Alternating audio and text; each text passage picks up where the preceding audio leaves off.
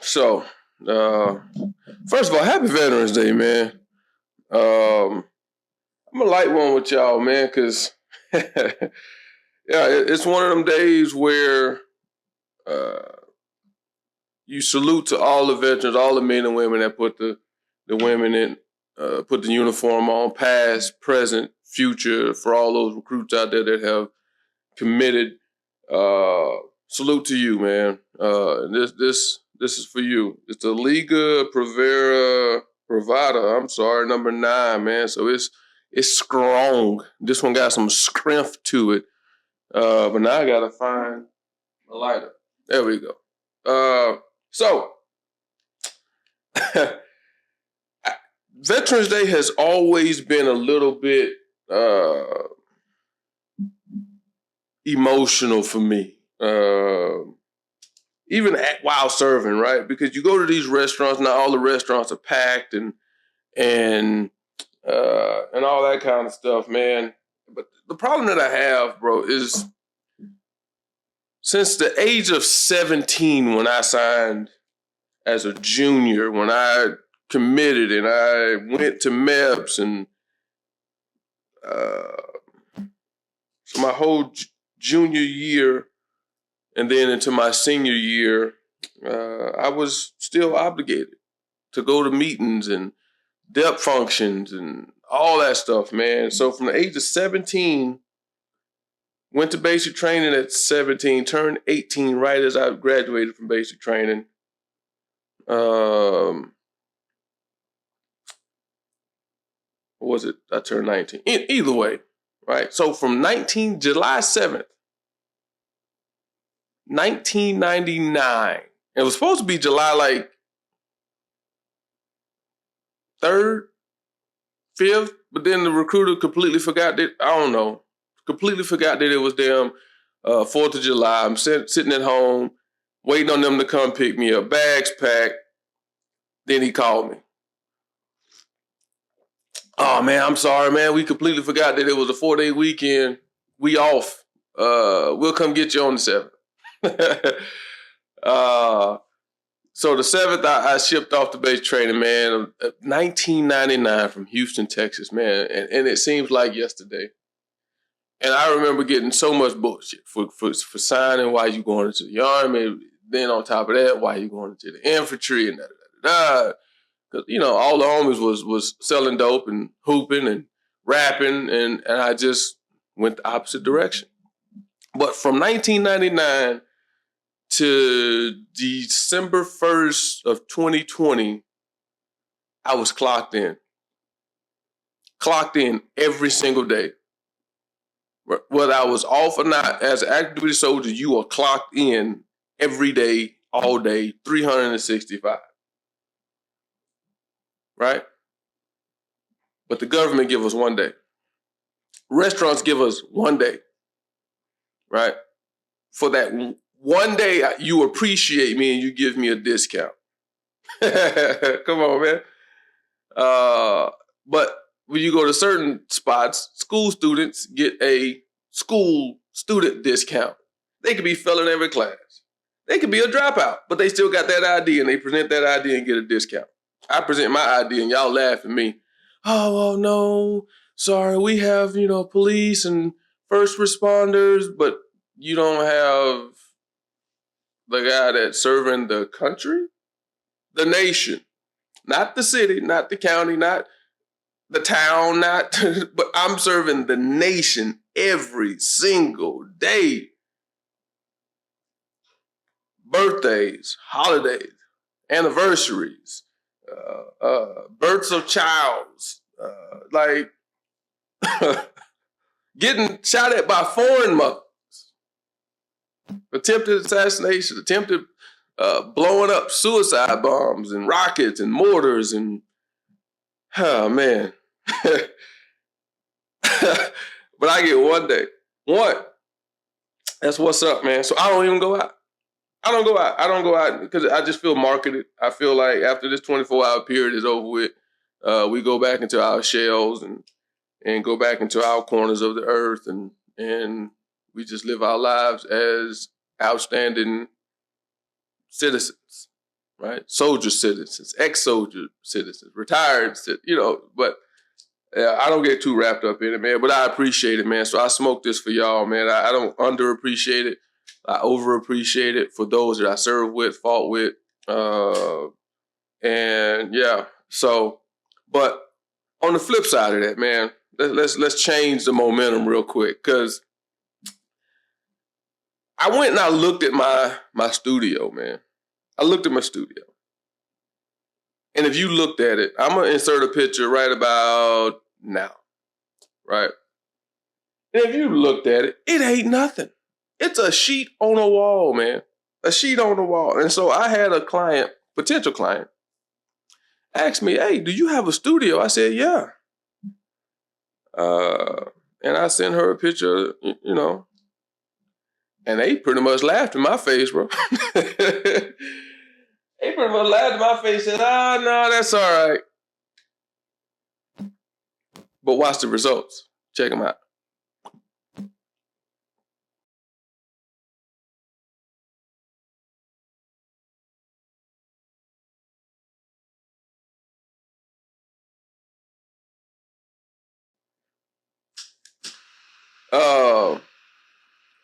So yeah, some of y'all need to stop getting caught up in that, man. Stop getting caught up in what the studio look like. Stop that. Because for me, my studio reminds me, since I'm in El Paso, of an old food truck. Got oil, grease, the cooks all stained up, aprons dirty, shoes dirty, hairnet all jacked up, if they even wearing it. But that food be the best food in the city. Be the best food in the city. You go to damn Famous Dave's, you go to some of these other mainstream barbecue restaurants, Mexican food restaurants, and that food be trash. But you go to one of these food trucks that look like they probably half-ass shouldn't even have their license. No food inspector license. No, you don't even care. The food's so good, you don't even care. You're putting it in your belly. You eating it. And it's be the best food in the city. That's where I feel my work is. That's where I feel my work is. I feel like if I can make those quality images look like that,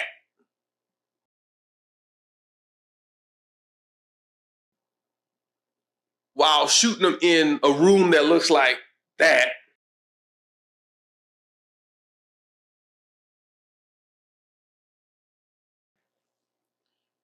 bro, nothing else needs to be said, right? But some of y'all will run out and y'all will go to a photographer with $10,000 lights everywhere, all this set up. They paying a lease or damn near a mortgage at some of these studio spaces. And y'all will run to that, but the images come back looking cookie cutter. They come back looking like everything else. What's the name of that shit? Something to Life Touch and glamour shots. But to me, that's not the true essence of photography. The true essence of photography is natural light. Because before flashes were developed, cameras were already out. Flashes came out to emulate, replicate natural light. And so that's what I try to keep the tradition going with that. I have played around with, LED lights from Lume Cube. It's a stick light. I use it every once in a while as a feel, right? Just a creative feel. If too much of this side, well, not this side, since the window is right over here. Because even in here, I'm using a natural light. Well, I take that back. I got the light on up there, but you can't even tell. Ceiling fan off because I'm smoking. I don't want smoke flying everywhere. But if this was a portrait, this side of my face is well lit. This side is not. And if this side is casted in too much shadow, I will put the Lume Cube stick light over here to kind of play around with filling in some of these shadows. That's why it's called a feel like. You fill it in the empty void where the light is no longer hitting on this side over here, this side of my face, right? So I'll play around with it every once in a while. And even when I do it, Kat, my model, muse, friend, homie, I'll show her the pictures in the back of the camera. She'd be like, it just looks too fake, right? It just looks filled in. It looks filled in. So she don't even dig it. I don't dig it. And that's probably why we get along so well, is because when she looked at it, she didn't like it. And I didn't have to lie and say I liked it and say it was dope. Automatically, we both was like, it's trash. I don't like it. And we deleted them and moved on. And found something creative to do, right? But yeah, I just feel like the joke's on you, man.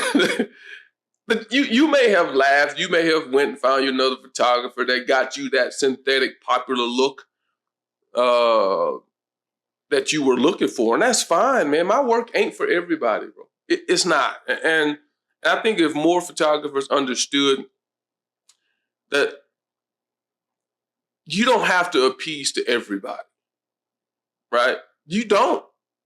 You do not, right? It would be great to be able to say that your work and your style, your vision, your passion, your skills fits everybody's palette, and it don't. There's some people that will absolutely run you over to get to Popeyes, and there's some people that be like, yo, I can't stand it. I used to work at KFC as a 16-year-old kid. I can't eat KFC to this day. Can't eat it. Can't stand the smell of it, let alone eat it, because I worked there and and I ate it every day. Until my mama said, that's enough of that shit. I'm tired of getting up out of my bed at 11 o'clock at night and I got to be to work at 6 o'clock in the morning to come get you, because this is what they was doing, right? And I'm getting way off track, but whatever. I'm thinking about starting more of a podcast with this anyway. So,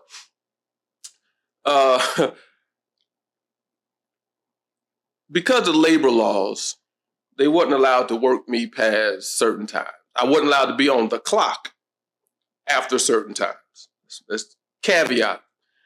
Let's fix that state. I wasn't allowed to be on the clock after 10 or something like that. But they would make me clock out. Well, they was raw with it. You tell I was in the hood.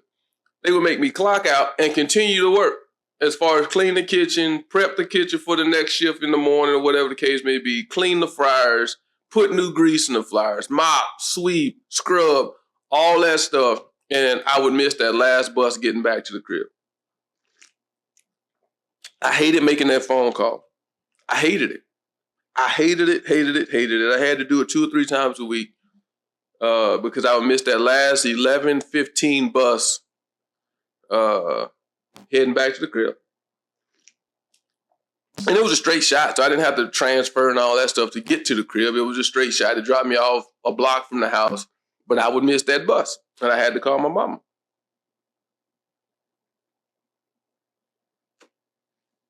I hated when she pulled up because I knew I was about to get the tongue lashing they should have got. So she made me quit. Bottom line up, right? She made me quit that job, man. But I learned hard work. But still, back to my point, I can't eat KFC to this day because just the smell and the odor of it, and I just can't do it. So understand, photographers, that your work ain't for everybody, and it shouldn't be. Your style, your art, your passion should be honed in to those that are going to appreciate it the most, right? To the point where they're going to refer you to their friends who are like-minded and that will appreciate what you do as well.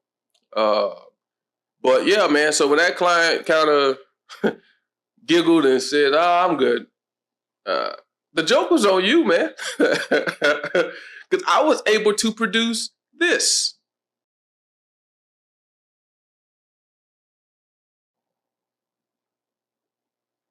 And that could have been your vibe. That could have been your vibe. But you chuckled at me, man. You laughed at me. And at the time, I took it personally. But then when I go back, I was washing my hair this morning. Matter of fact, man, y'all check me out, man. I'm able to. This is a monumental thing. I don't know if y'all can check me out, man, but I am now able to put my hair in its own bun, self-contained, with itself. No hair ties, no nothing, man. I like this one right here. I let it hang. Now, this one right here is special because it's on the nape of my neck. It's the longest lock I got for some reason. But this hair, when I started growing my hair out, I started growing my hair out from a taper fade. So how this ends up being the longest, I don't know, because it was the shortest. It was bald when I first started my journey 4 years ago almost. So, but yeah, check me out, man. Just washed it. It's going to take forever to dry like this, but I'm digging it, man. It's just one of them things where, lock folks that's locked, man, especially freeform locks, it's a journey because you go through you piss a lot of people off like, man, what you got going on? When you gonna comb your hair? When you gonna brush it? Do you wash it? What is this? It's like, why is everything standing straight up in the hair? What's going on with you? You just gotta drown out all that noise. And I think it takes a special person to be locked. It takes a special person, even a more special person, to do free forms because you just completely bucking the system. I mean completely bucking the system of what's considered beauty, right? And what's considered normal, what's considered fashion, what's considered professional, and all these things because you are allowing your hair, excuse my language if this word offends anybody, to be nappy than a mother. Your hair straight, just nappy. But you know the reason. You know the rhyme, the reason, the when, the where, and the outcome. And why you're doing it. That's the biggest reason. Why you doing it. And so when you come down to trying to insult me based on my studio, bro, I'm good with my studio. Check the workout. If that studio looked like that, but I'm able to produce this, what that say about me?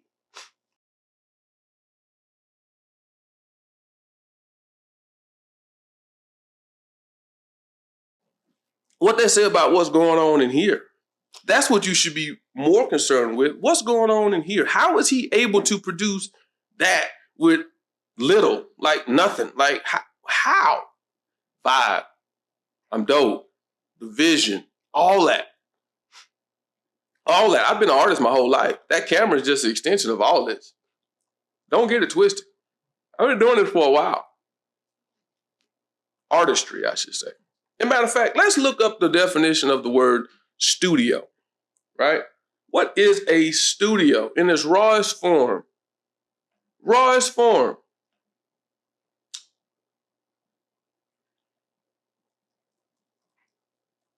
All right, studio. Check this out. One, a room where an artist, this guy, photographer, this guy, sculptor, etc., works. I say that again. A room where an artist, photographer, sculptor, etc. works. That's all it is. Plain and simple. That easy. It's just a room where an artist works. That's it. Not where I pay a lease, not where I got $200,000 worth of lights and this and furniture and props and backdrops and flash and strobes. No, it's a room, 4 walls. That's it. That's all you need. 4 walls and give me one good window. One good window and we're going to work. We're going to vibe, man. We're going to set that thing off every time. So don't get caught up in fancy, right?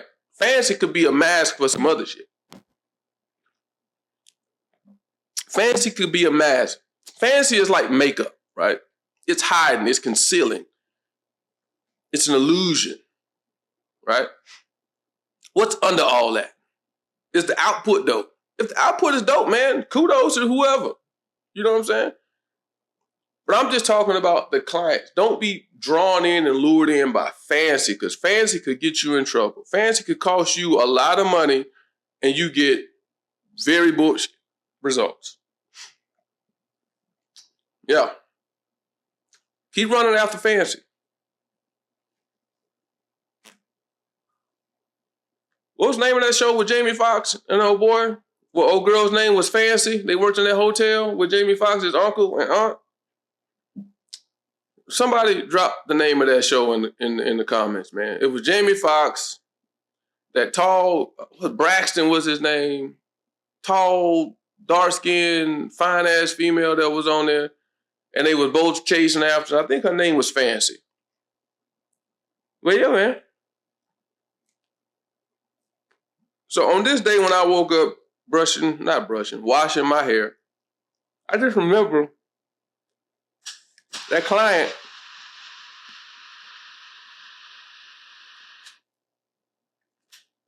laughing at me. And it's happened more than once, though. Right? And at one point, I didn't have a studio. I was shooting all natural light on location type stuff. And then it got real, real hot. It was either early in the morning or late in the evenings during the summer when we were able to feasibly work, man, because that El Paso sun will run your ass out of somewhere. Even in the shade, that when it's 100 and some degrees in the shade, 110, 112 in the sun, man, it wear on you, wear on the model, wear on your equipment, wear on your morale, wear on your shirts. You sweating yourself out of a shirt. You go to do something and you're pitting out, like, man, and then, you know, the model got makeup on, wardrobe, and then they start to sweat. And so you got to be hopping and popping. And so I was like, you know what, let me get me a little studio, man. And then when went through the divorce, my son, he vacated his room. My daughter vacated her room, but she still leave her stuff because she come visit on, I get her every Thursday and then every other weekend. So her room is still kind of intact, but his room is vacant. So I just threw some thumbtacks and a sheet on the wall, man, and that's my studio. And that's all some of y'all really need, but some of y'all run out trying to do too much. Some of y'all trying to do too much, man, and you don't have to do that much. I was trying to see if this thing recorded, man. I ain't see no numbers ticking. I was about to get worried. But yeah, I just think stick with what you got, man. Stick with what you got. And the joke's on you, man, because my work is fire. I feel like my work is pretty damn dope for for the setup. You know what I mean? It don't take a lot, though. It really don't. And I think for you aspiring photographers, understand this. Start off with a good camera, but do your research. Start off with a good camera that will get you started, and it has everything that you need. Right? Don't look at video capability if you don't do video, if you're not into it. Like I don't know, I forgot how much it costs, but this R6, Canon R6, I got it when it almost first came out. I don't even use it very often. I use it for video, which is what I'm using it for right now. I don't use it. I have my own reasons of why I don't use it. I just don't like how sticky the autofocus is. And that sounds weird, but I don't like how sticky the autofocus is. It feels like it's so rookie. Like I can hand that camera to my daughter with the current setup, with the back button of autofocus, and tell her where the shutter button is, and she can go out here and produce because the autofocus automatically locks onto the eye, which is where you want it to be on portraits 95% of the time, 99% of the time, honestly. So I use that for more of my fast-paced work. If my model is moving or my subject is moving a lot, that way it's locked in. I'm good. I ain't manual focusing, trying to chase focus and miss focus. So because I shoot on Leica systems. 1 second. I won't fail. Shit.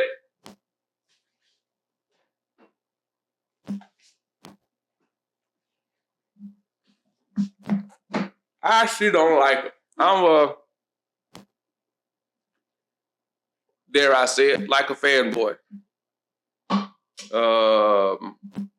And Leica speaks to me because I like quality. If I'm going to buy something that's going to be a tool, I'd rather buy it once. And I don't know if you can hear this. It's metal. It's metal. It's aluminum.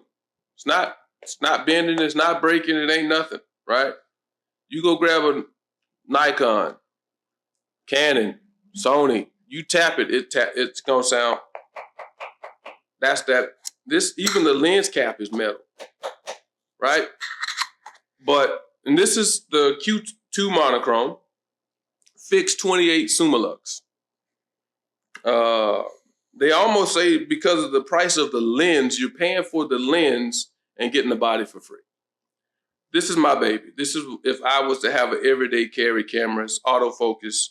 It's not as sticky as the Canons and Sonys, but the autofocus works well enough for fast-paced street photography, wide field of view, so you get a lot in the scene. I think it's like 48 megapixels or so. I'm not a pixel peeper, but it do its thing, right? That's that one. Then I said, you know what? I want to get into more portraits, right?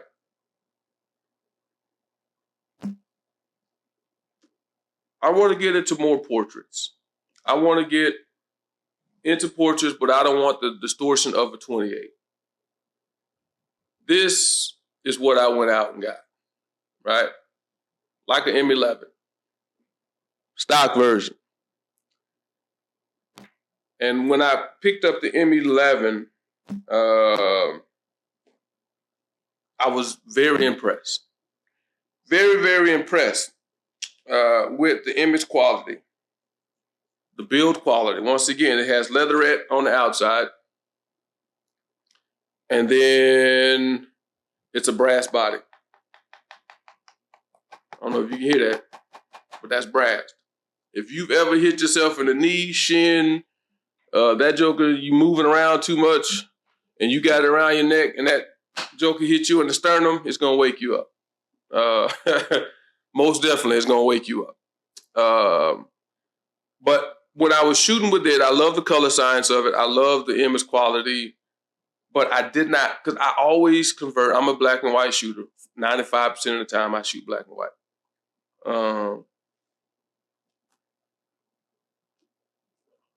I didn't like having to convert everything to black and white, a monochrome, in post.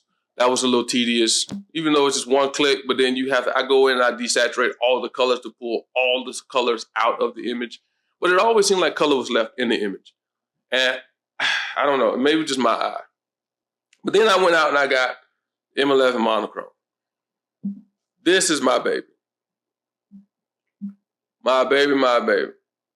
And I paired everything, the M11s with the Summicron 50 F2 manual focus. And it took me a while. And it took me a while for the manual focus system. It took me a while to even learn to really shoot manual the way I want. Now when I try to put things in auto, I don't like it when the camera does too much thinking for me. I end up turning it off, putting it in manual, and rocking with it. But yeah, I really enjoy those systems because they do what I need them to do without a lot of functions, without a lot of buttons, without a lot of settings. You got playing with these Canons and Sonys, man, you almost got to have a degree to even go in there and change something in the menu. But the Leica system menus are so easy, so concise. Everything's right where you need it to be. 3 buttons. You play with your ISO, aperture, and your shutter speed, and that's it, right? Once you get that set, you just fire and forget, man. So I just tell other aspiring photographers to pick a system that you know you're going to rock with for at least 3 to 4 years. For at least 3 to 4 years. Then once you rock with that, that's my mom. Once you rock with that and you feel like you have outgrown that system and that system is no longer producing what you want to produce, then you upgrade, right? Or if your business gets to popping and you got the liquid funds and you can go out and buy it, yeah, go ahead. But I would say this, and you've probably heard it too, spend more money on glass than body. Get a good solid body and then spend your money on the lenses, the glass, because that's where the image is made, honestly. Because different lenses would render a different look. right? The Summicron is going to produce a different look than the Summilux, and then you got the Appos, and then you got all that other shit that, you know, I ain't got into, because I'm still rocking with what I got because I'm content with it. Perfect example of what I'm talking about. So I'm going to wrap this up by just saying, man, don't get fooled, clients. Don't get fooled by the person that got all the glitz and glamour. Sometimes they hide something. Skill set may not be there,